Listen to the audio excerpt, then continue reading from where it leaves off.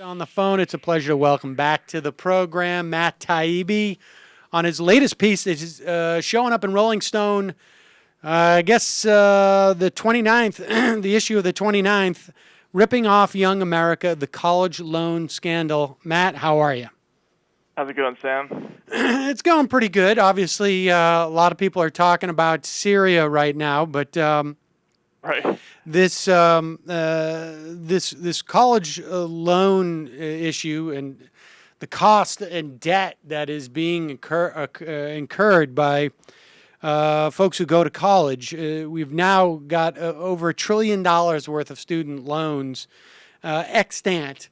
And this is just, I mean, this is obviously something that's going to have impact on our economy and on the middle class for years and years to come. Let's just go back and sort of track this deal that was made a couple of weeks ago to prevent college loans, or at least the federally offered loans, the interest rate from doubling. Just give us the broad outlines of that so-called deal. So they had a deal in place a couple of years ago that would keep student loans at the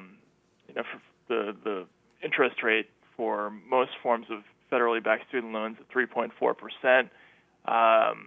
The mechanism that they put in there to try to force Congress to make sure that they came up with a new deal was that if they didn't, by the time the deal expired, the rates would double to 6.8%. They failed to come up with a new deal on time this summer, and so for about a month, student loan rates were officially going to be at 6.8%. But then they came up with this new compromise, which sounds great because it's going to reduce student loan rates this year for people who are entering school. But the Congressional Budget Office, the new plan is actually pegged to market forces. It's pegged to things like Treasury bill rates, and they expect that those will rise over the next 5, 6, 7 years. And the CBO has actually calculated that the government's going to earn just slightly more than just slightly under $1 billion more over 10 years than it would under the old plan that would have doubled rates. So right now they're projecting to earn like 184.7 billion over 10 years, and the old plan would have been 184 billion. So it's good for this year, but in 2, 3, 4, 5 years, unless they fix it, it's going to go way back up again. And I mean, there's 2 points that we should make here. One is that people should understand that the government this is a source of revenue for the government. There is no cost associated with these loans, and I want to talk more about why that's the case. But the other sort of more broader point is that this is sort of the how to put this without being profane. This is sort of just the crappy icing on a crap laden cake in some respects. Right. Right. But let's. I just want to, before we get into both those issues, let's just go back to 2010, where there was an initiative by President Obama to essentially take the to take the middleman out of this process. Right. Yeah. They did do that, and it seemed like a great idea at the time because we had this ridiculous system. You'd have federally backed student loans, but they'd be administered by private companies, private lenders, and banks, and companies like Sallie Mae. So you'd have private companies that would be basically taking very little risk because they were federally backed loans, but they were making enormous profits on the loans. So Obama seemingly said, hey, if we're going to take the risk on these loans, we might as well just administer them ourselves, and we'll take the savings, all that profit that was going to be made by those private companies will take that money and will turn it into new Pell Grants, and we'll send more kids to school. And it's a great idea, right? But the funny thing is, they claimed that they were going to save something like $89 billion over 10 years with that plan. But a couple of years later, if you look at the Congressional Budget Office projection for how much money the state is going to earn on those same kinds of loans, it's twice that, or more than twice that. It's 185 billion. So yeah, we probably did save some money, but whether or not we actually put all that money into savings for ordinary people is unclear at this point. Right. When we say savings, it just means that the government's going to make more profit off of this, and the savings are just not enjoyed in any fashion by the students who are going to college. Right. I mean, what they have done is that they've made more credit available, but people, this is is that people confuse credit with aid, right? Like, giving somebody a loan is not giving them money. It's not giving them an education. It's lending them money and telling them they're going to have to pay it back with interest over the course of their lives. So if you take all that savings that you made by cutting out the middleman and you convert it into more credit for young people, that's great on one level, but on another level, it's just another way to generate revenue on the backs of young kids who want to go to school. I mean, it's interesting because it seems to me that the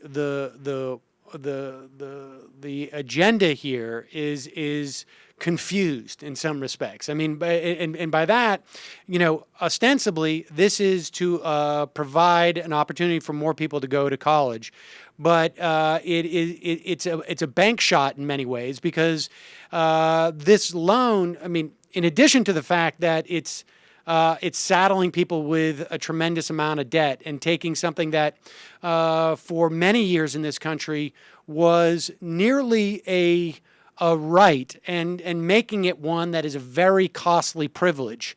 And these loans, as they stand, are not typical in the sense that it's more like an indentured servitude. Talk to us about how the loan that's involved here is different than if I take out a loan to get a car, let's say. Yeah, pretty much any other kind of debt. You can theoretically you can declare bankruptcy to discharge if you can't pay. If something happens to you, you become disabled and you're unable to make the money back. You can get out of that debt. Even gamblers can get away from their gambling debt through bankruptcy. They've obviously made it more complicated since the bankruptcy laws got passed during the Bush years, but for most kinds of debt, in extreme circumstances, you can discharge it through bankruptcy. You can refinance it. There are all kinds of things you can do. With student loans, there's no discharging of the debt through bankruptcy. So when you sign up for this loan, it is an unbreakable relationship. You will have that loan until it is either paid off or until you die. And this is something that most kids don't understand. They just don't get. The people who are taking these loans out, they're 18, 19 years old. They've never engaged in any kind of complex financial transaction before, maybe the Columbia Record Club, but nothing like this, And what they don't realize is that they're getting into a thing where if they start defaulting on their payments, they could end up owing six figures for the rest of their lives. And I talked to a lot of people for this story who are 40 or 45 or 50 years old and haven't touched the principal on these loans, which they're never, ever going to get rid of. And people have come to accept in almost Zen-like fashion that these loans are sort of part of their life and will be forever. And that's that's just something that's different about these loans. To look at the silver lining on some level, this is their first financial lesson, right? I mean, this is it's like an intro course. But sadly, it's an incredibly expensive one. So let's talk about the real problem here. Is the affordability of college. I mean, it seems to me like, the question of loans, and you make this point very well in the piece, that, we can talk about the interest rates, but the real problem here is the principle. It seems to me that we have dealt with the issue of the affordability of college and the ability of middle class and lower income people. Are you there? Yeah, can you hear me? I'm sorry, I just lost you for a second. What Well, did just you just say? we're dealing with the problem or the desire for society to allow lower income and middle income people the opportunity to go to college, which has obviously an important payback down the road. Right. But we're dealing with that by, rather than making college less expensive, we're just sort of almost putting a Band-Aid on a bigger problem. And in some respects, it's reflective of the question of medicine in this country. We have spiraling costs, and instead of trying to figure out how to pay for those spiraling costs, we should be dealing with the issues that create this cost. Right. Yeah. No. And that's actually a really good analogy, because a lot of the same problems are in play here. With medicine and education, that you have the key problem is that they can't address the problem of costs without offending the single powerful lobby that lobbies on this issue. So you can't really get at medical costs without taking on insurance companies and doctors and hospital providers, and they don't want to do that. So what do? They created this healthcare plan that didn't address the main problem. It got everybody covered theoretically, but through this Byzantine kind of process that will manage to preserve the profits of those two lobbying groups. In this case, what do you have? You have they could have addressed this by somehow making college more affordable. One of the ways they could have done that is by refusing or by kicking non-performing colleges out of the lending programs. They could have tied lending to performance in some concrete way. In other words, if you're some for-profit school, if you're the University of online whatever, and you're asking kids to pony up $20,000 a year, and none of your graduates end up getting jobs, and they can't pay back, well, then those colleges probably shouldn't be getting paid for by federally backed student loans. They should have found some way to control that lending. But that's exactly what they didn't do. They did the opposite of that. They've just made more and more lending available, and what they're doing is they're selling that to the general public as, oh, we're the education-friendly administration because we're making it possible for more and more people to go to school. But all that really is, it's a contracting scam. Basically, it's a way to funnel more money to colleges and universities who are hiring more and more administrators with six-figure salaries, and are doing more and more building. And if you've been to any college campus anywhere lately, you'll see that there's an enormous construction boom going on. They're building hanging gardens and Olympic swimming pools and all this cool stuff. And a lot of that just comes from tuition money. That comes from federally backed student loans. That again comes from kids who are taking out these massive, essentially mortgage-sized loans at an age when they have no idea what they're doing, and then they're going to end up paying for that for the rest of their lives. And so that's what it is. Instead of controlling costs, they just larded more debt onto a group of people that has no lobby in Washington. And let's talk about how one of the aspects of the story that you really bring to light is that even in the case of default, the government seems to make money. Right. And in some instances, depending on which numbers they put out at any given time, they actually may make more than if the loan is actually paid off. Yeah. No, if you no, there's a fierce argument about this, and there are some people who are using a technique called fair value accounting to argue that the government is actually not making money off defaults. But if you look at the White House's budget projections, it says that, routinely going back years, that even on defaulted, say, staff, the year 2010, for instance, the government was projecting that it was going to earn 122% returns on defaulted Stafford loans. Like, forget about the people who actually paid back the loans with interest. They were going to, because of all the fees and penalties that are incurred when people don't pay off their loans, because the government has extraordinary collection powers. They're able to fine you. They're able to attach your salaries, your disability payments, your income tax returns. If you make money legitimately anywhere, they're going to get it if you owe them money. So they, when you default, you incur all these penalties, and theoretically they're making a profit on it. Now they dispute that. They say that, when you figure in the cost of hiring private collectors into the equation, they say they're only making 85 or 90% on those loans, but still the projections are over 100%, and it's certainly not close enough.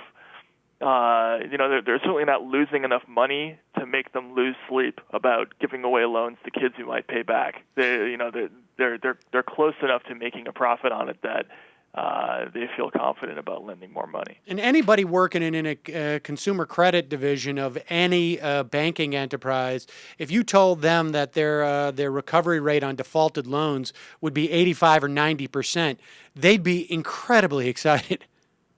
Oh yeah, no. Anybody who could deliver that credit cards, that person would be, CEO of J.P. Morgan Chase within 10 minutes. It's the major banks don't even come close to making that kind of a return. 10%, 15% is a good recovery rate. In some circumstances, it's even lower than that. In the post-crash years and in 2008, 2009, it went under 10% for a lot of these consumer credit companies. But the government again has extraordinary collection powers that nobody else has. Not only are they able to avail themselves of all the data about where people are, from the IRS, from other agencies, but again, they can attach anything. So if you legitimately have income, they just take it. They don't have to ask you for it. You don't have to make a decision about whether or not you're going to pay it back. They just take it. And when we talk about this, the implications of this are obviously pretty wide. You cover a lot of these stories of people whose lives as individuals have been just destroyed because they are saddled with this debt, because they end up losing their disability payments. What's the other danger? Systemically speaking, as we move forward and we have more and more people who start out their lives saddled with this kind of debt, what are the broader implications? Well, this is to me, it's really similar to what happened in the housing crisis, because in the housing crisis, both of these problems, these gigantic piles of debt, these sort of bubbles that are happening right now with student loans and with mortgages, they were both driven by the overavailability of credit. So in the housing crisis, you had the problem was that all these banks had figured out a way to disguise subprime mortgages and sell them as highly rated securities to institutional investors all over the world. Unions, mutual funds, pension plans, whatever. And so they were buying all these mortgages and mortgage-backed securities. They didn't know what they were buying, but because there was such a market for people to buy these mortgages, that allowed banks to have lots of credit available to give to people to buy houses. Because there was such a demand for those mortgages, they were able to go out into neighborhoods and basically give mortgages to anybody with a pulse. And so that created this horrible situation where there was suddenly this enormous explosion of subprime debt that expanded very, very rapidly in very similar fashion to the student loan situation, and ultimately it blew, and we had a systemic financial crisis as a result of it. Now, this is a little different because the ultimate problem here is that the government's going to be on the hook for all that money and not private banks. But the possibility of mass defaults is clearly there. You clearly have a whole bunch of major employers in private universities and public universities that are dependent upon high tuitions, and if that money were suddenly to dry up because of mass defaults, because people couldn't pay for these loans anymore, then you'd have a serious problem economically all over the country. But the real problem is that this overavailability of credit, the fact that the government keeps cranking out as many loans as they do, is just causing college prices to rise, and they're rising at a ridiculous rate, three or four times the rate of inflation, and that's just unsustainable. It's it's eventually going to create all kinds of economic problems, from people who are saddled with too much debt to people who can't afford to go to college to the collapse of universities and all sorts of problems. I want to talk about the drivers of college education, but one of the things before we get there, one of the things that that I think is really problematic about this is that I don't think there is going to be that type of acute crisis where we have this moment where everyone, because you had it in the real estate market, because at one point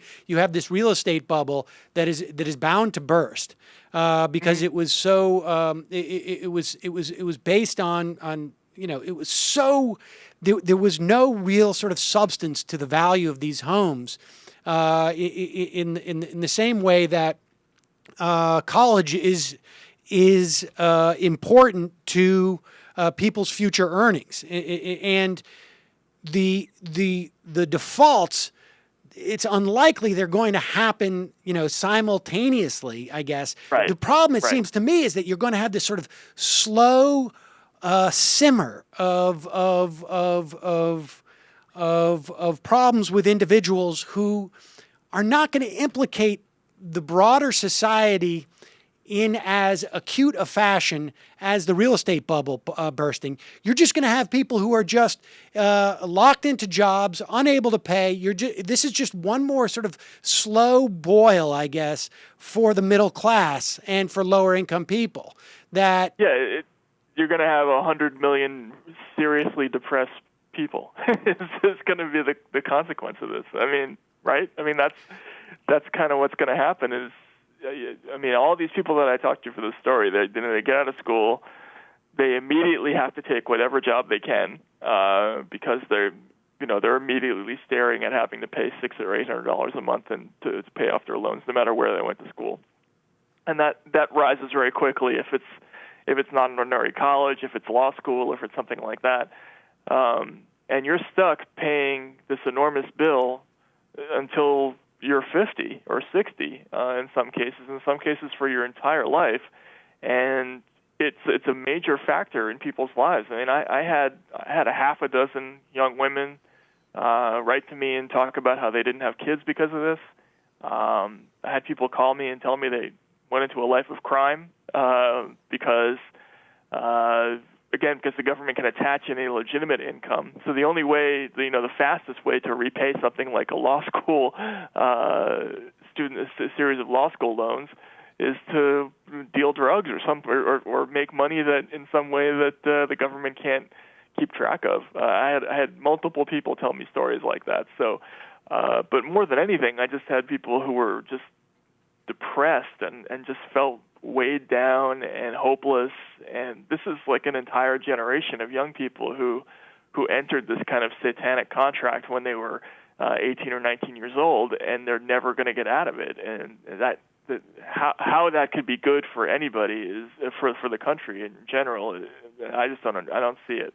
And I mean, seems to me, and because I want to talk. I mean, you outline why this should be a problem that both progressives and conservatives agree upon, and I think and we'll talk about that. But I think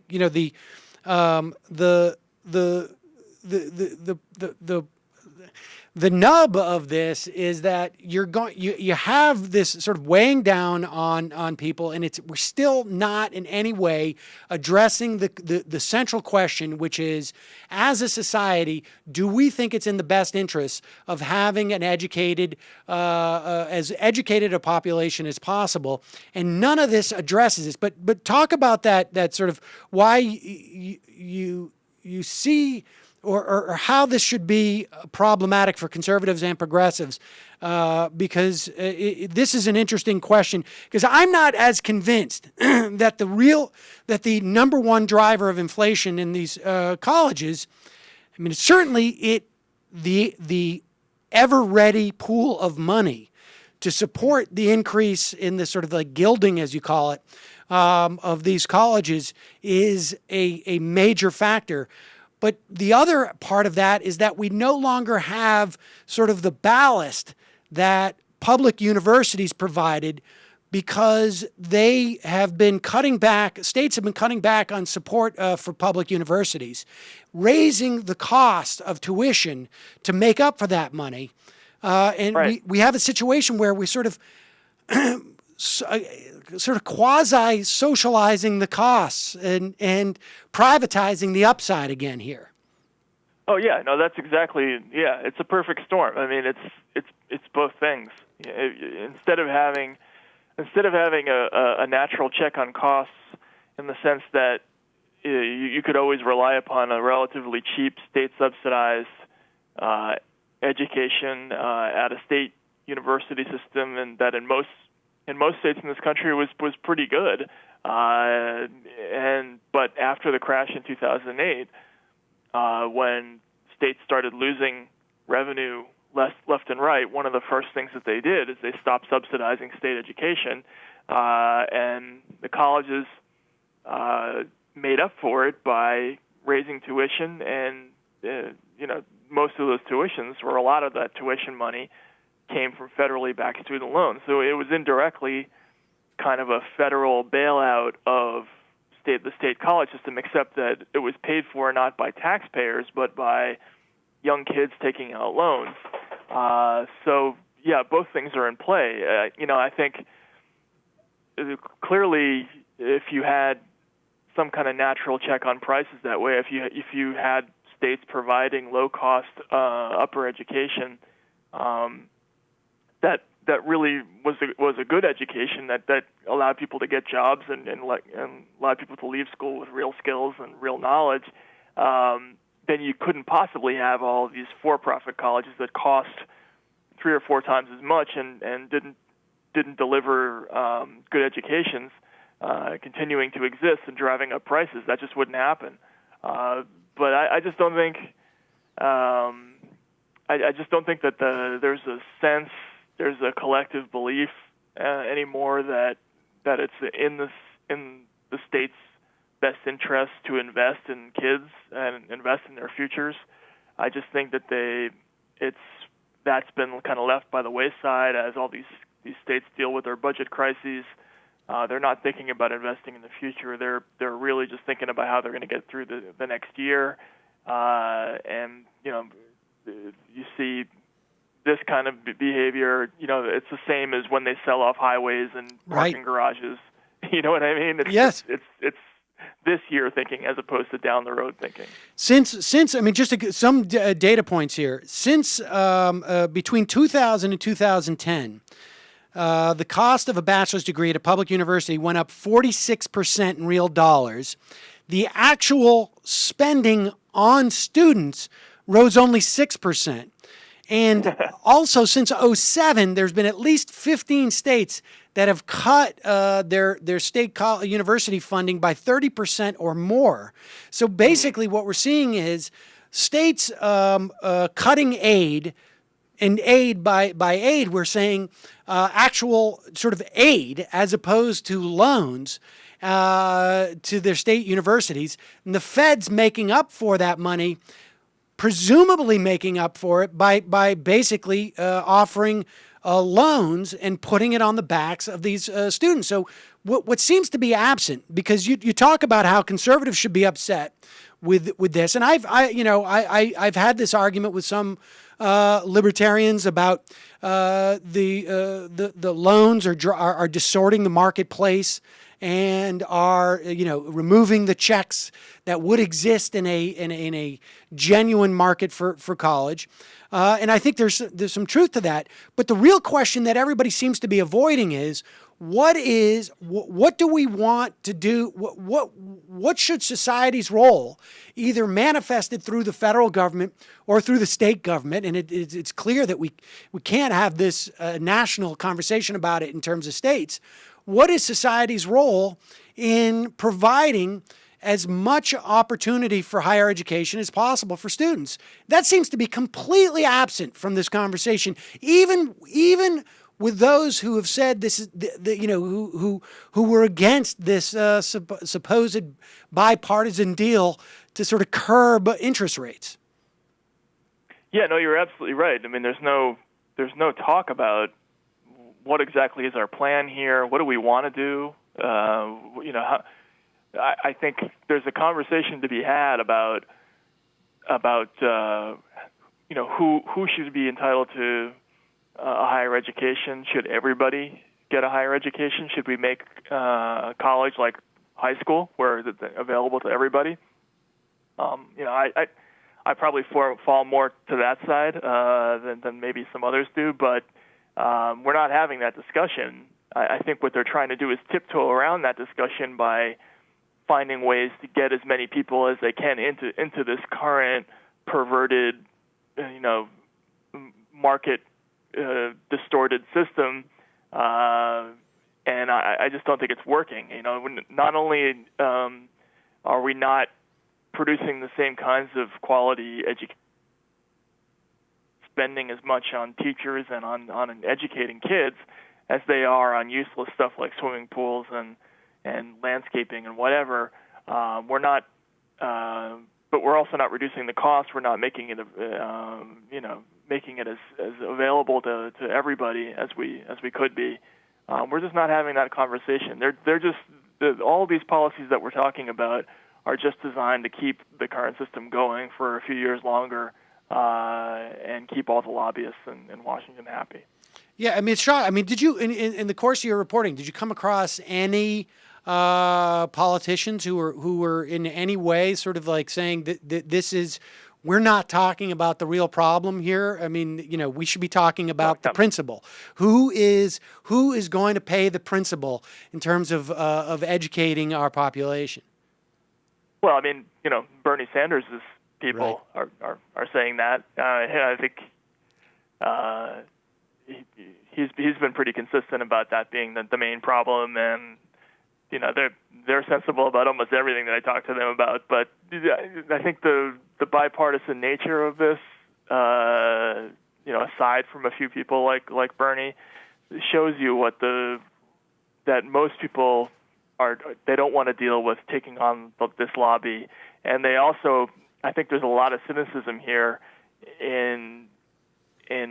with both parties in realizing that making a whole lot of loans available to kids sounds to young people like it's pro-young people policy, and there's no organized lobby of student-aged voters to tell them otherwise, to tell them that this is actually problematic. So they're taking advantage of a lobbying vacuum in Washington to ram through policies that actually don't help students all that much in the end.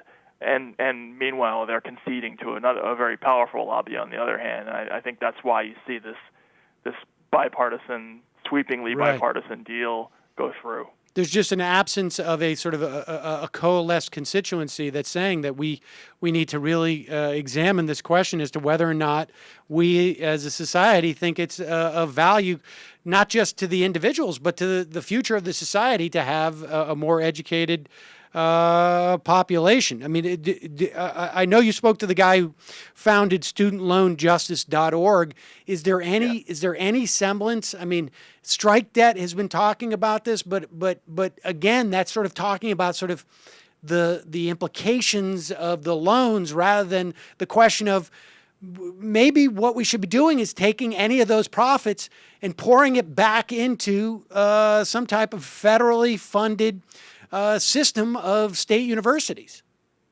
Right. Either that, or there's a plan out in Oregon now that they're thinking about implementing that would essentially kids wouldn't incur debt at all when they went to colleges. It would all be funded by the state, and then you would essentially promise a percentage of your future earnings in return. But you wouldn't have the debt hanging over your head when you left. It would be entirely contingent upon how well you did after you got out.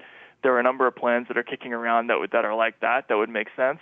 But I just don't think we're going to see that. I think after a couple of weeks ago, when this issue was sort of briefly in the news, after the compromise, and then we had that whole mess with the NSA and Glenn Greenwald's partner being arrested, and then a day later, literally, the president goes on this road tour to announce this new plan that they're going to have to reduce the cost of college that would involve a government-funded rating system to make sure that there was some sort of performance rating for schools that received federally backed tuition dollars.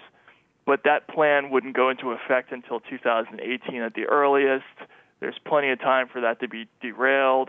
And my guess is that they're going to be able to successfully keep the whole issue under wraps just by holding out the carrot of some kind of future plan like that, rather than dealing with it immediately in some more concrete fashion.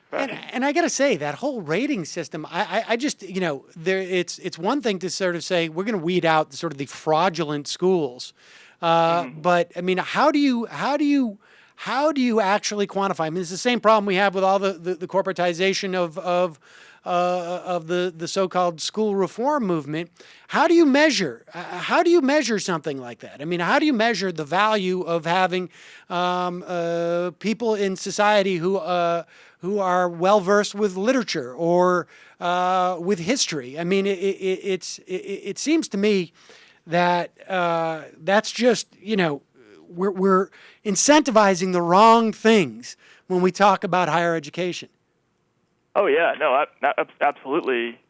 I can't even imagine what the rating system's parameters would end up being. I mean, they're talking about things like the ability to repay the loan, within X number of years after graduation, income levels, whether how the number of people who drop out before completing their educations, who complete their degree programs. But this doesn't tell us anything about the value of an education.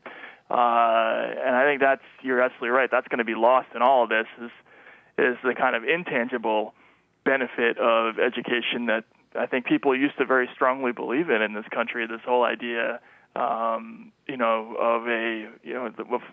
that's what liberal arts was all about. It didn't teach you to have a particular saleable skill. It just taught you to think and to look at the world a certain way. And because I think they're gonna move more towards quantifiable parameters of ways of measuring the value of education. I think that's going to be lost in the shuffle, and we're going to be moving towards a different kind of model, which is unfortunate. I think it's important for people to be well-rounded and to know and to kind of know the history of the world and to be well-read. But I think I don't know. I don't know what you think, but I think that's. No, I totally agree. I mean, I think you're losing the value of sort of like of enhancing people as sort of as members of civil society, as citizens, versus being worker drones in some respect. I mean, that's the thing I like about that Oregon plan, and we should say that it passed the State House. I think it's been signed into law. They're going to start. I think it's been signed into law, and they're going to start to. Attempt to implement that over the next couple of years. They need to find, I think, some initial funding for it, and I know I think it's Wyden is talking about introducing this on a federal level, but that at least says we're going to take the pressure. If people want to go and become teachers, or if they want to become social workers, or if they want to engage in a profession or a pursuit of work that is going to enhance society, but not necessarily provide them big bucks, then we should help them out in that endeavor because it makes society better. Sure. It's a little bit depressing, but I'm excited about what's going on in Oregon. So let's. Yeah, no, I mean, it's just, but yeah, you're absolutely right. But that's exactly what we're not seeing now. I mean, all these people I talked to for the story, they all said the same thing. It's like I had to take, whatever crappy, high-paying job I could as quickly as I could, and I had to keep it. No matter what indignities I had to suffer, no matter what awful stuff I had to do to keep the job, I had to, because I had these bills that I had to pay, and I can't default on them. If I default on them, then it's just going to stick to me for the rest of my life. And I think we all remember our 20s. When you're living off ramen noodles and there's all these horrible decisions that you have to make that are really confusing. If you add that variable of you have to take the highest paying job immediately and stick with it at all costs, what kind of a generation are we going to raise if that's the equation? I think the other plan is much better. I mean, it tells young people that, hey, look, if you want to take this non-traditional route in your career, if you want to do something that's more like volunteer work or more like social work or politically oriented, whatever it is, we value that too. I think that would be a great thing. It would free up kids to and young people to not feel this relentless pressure that everybody feels now. I mean, I left the country to get away from this stuff, and I didn't even have student loans. I had to I had to spend my entire 20s out of the United States because I was too afraid of dealing with it. If I had a six-figure debt on top of that, I probably never would have come back. Well, we're glad you did come back, Matt, and Thanks, appreciate your the phone bills to Russia would have just been huge, and we certainly couldn't sustain that here, but I appreciate your coming on today. The piece is in Rolling Stone. We'll link to it at majority.fm. Matt, always a pleasure.